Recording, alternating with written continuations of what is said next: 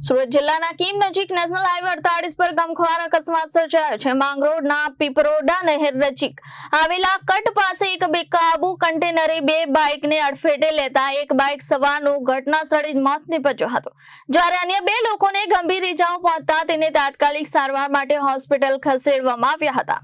સુરત જિલ્લાના કીમ વિસ્તારમાં Mumbai Ahmedabad national highway 48 પર આજે ગંભીર અકસ્માત સર્જાયો હતો। પ્રાપ્ત માહિતી મુજબ માંગરોળ તાલુકાના પીપોદરા નહેર નજીક આવેલા કટ પાસે એક કન્ટેનર ચાલકે સ્ટીયરિંગ પરથી કાબુ ગુમાવતા બે બાઇકને અડફેટે લીધી હતી।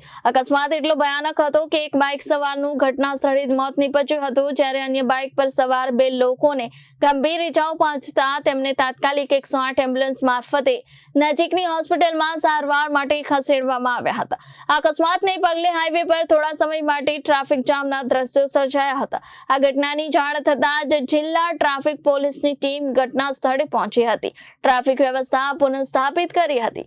પોલીસે અકસ્માતનો ગુનો નોંધી કન્ટેનર ચાલક સામે કાયદેસરની કાર્યવાહી હાથ ધરી વધુ તપાસ શરૂ કરી છે। Bureau report Janadesh news Surat.